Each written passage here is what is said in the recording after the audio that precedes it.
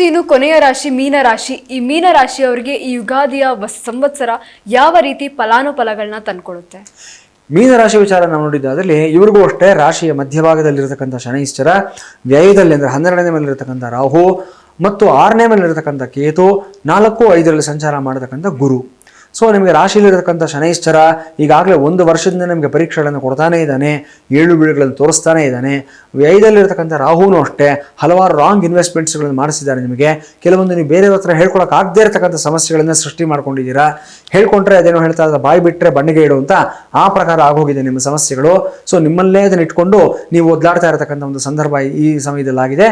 ಕೆಲವು ನಿಮ್ಮ ರಹಸ್ಯಗಳು ಯಾರೋ ಒಬ್ಬರು ನಿಮ್ಮನ್ನು ಬ್ಲ್ಯಾಕ್ ಮೇಲ್ ಮಾಡ್ತಕ್ಕಂಥದ್ದಾಗಲಿ, ಹೆದರಿಸ್ತಕ್ಕಂಥದ್ದಾಗಲಿ, ಈ ಸಂದರ್ಭಗಳು ಸಹ ನಿಮ್ಮ ಬಗ್ಗೆ ಒಂದಷ್ಟು ರಹಸ್ಯ ಮಾಹಿತಿಯನ್ನು ತಿಳ್ಕೊಂಡು ತೊಂದರೆ ಕೊಡ್ತಾ ಇರತಕ್ಕಂಥದ್ದು ಕಾಣಿಸ್ತಾ ಇದೆ. ಇದೆಲ್ಲದರ ಬಗ್ಗೆ ಜಾಗೃತಿಯಿಂದ ಇರಬೇಕಾಗತ್ತೆ. ಇನ್ನು 6ನೇ ಮನೆಯಿರತಕ್ಕಂಥ ಕೇತು ಮಾತ್ರ ಕೆಲವರಿಗೆ ಮಾನಸಿಕ ರೋಗಗಳಿಂದ, ಕೆಲವರಿಗೆ ಶಾರೀರಿಕ ರೋಗಗಳಿಂದ ವಿಮುಕ್ತಿಯನ್ನು ಕೊಡತಕ್ಕಂಥ ಸಂದರ್ಭ ಆಗಿರುತ್ತೆ.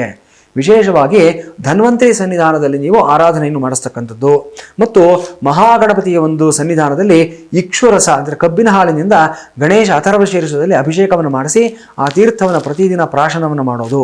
ಇದನ್ನು ಮಾಡೋದ್ರಿಂದ ಎಲ್ಲ ರೀತಿಯಾದ ಆರೋಗ್ಯದ ಸಮಸ್ಯೆಗಳಿಂದ ಹೊರಗಡೆ ಬರ್ತೀರಾ. 4ರಲ್ಲಿರತಕ್ಕಂಥ ಗುರು ಎಕ್ಸಲೆಂಟ್ ಆಗಿರುವಂಥ ರಿಸಲ್ಟ್ಸ್ನ ಕೊಡ್ತಾನೆ. ವಿದ್ಯಾರ್ಥಿಗಳಿಗೆ ತುಂಬ ಚೆನ್ನಾಗಿದೆ. ಈಗ ತಾನೇ ಹೊಸದಾಗಿ ಕೆಲಸಕ್ಕೆ ಸೇರಿಕೊಂಡಿರತಕ್ಕಂಥ ಯುವಕ ಯುವತಿಯರಿಗೆ ಅದ್ಭುತವಾದಂಥ ಒಂದು ಅವಕಾಶಗಳು ಬರುತ್ತೆ. ಒಳ್ಳೆ ಮೆಂಟರ್ಸು, ಒಳ್ಳೆ ಗೈಡ್ಗಳು ಸಿಗ್ತಾರೆ.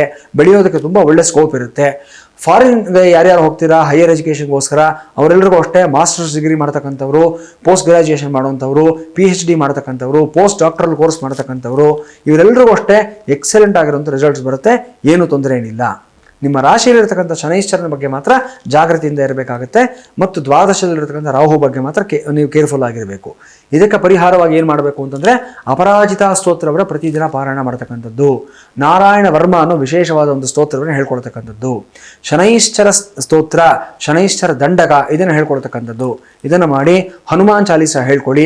ಹಣೆಯಲ್ಲಿ ಸಿಂಧೂರವನ್ನು ಧಾರಣೆಯನ್ನು ಮಾಡ್ಕೊಳ್ಳಿ. ಕನಕ ಪುಷ್ಯರಾಗವನ್ನು ಧಾರಣೆಯನ್ನು ಮಾಡ್ಕೊಳ್ಳಿ. ಗೋಮೇಧಿಕವನ್ನು ಸಹ ಕೈನಲ್ಲಿ ಹಾಕೊಳ್ಳಿ.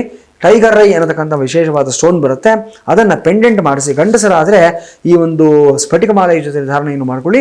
ಹೆಣ್ಣು ಮಕ್ಕಳಾದರೆ ಅದನ್ನು ಮುತ್ತಿನ ಸರದ ಜೊತೆಲಿ ಪೋಣಿಸ್ಬಿಟ್ಟು ಕತ್ತಲ್ಲಿ ಧಾರಣೆಯನ್ನು ಮಾಡ್ಕೊಳ್ಳಿ. ಎಲ್ಲ ದುಷ್ಟಶಕ್ತಿಗಳಿಂದ, ಎಲ್ಲ ನೆಗೆಟಿವ್ ಎನರ್ಜಿಯಿಂದ ಅದ್ಭುತವಾದ ರಕ್ಷಣೆಯನ್ನು ಪಡ್ಕೊಳ್ತೀರಾ. ಎಲ್ಲವೂ ಚೆನ್ನಾಗಿರುತ್ತೆ.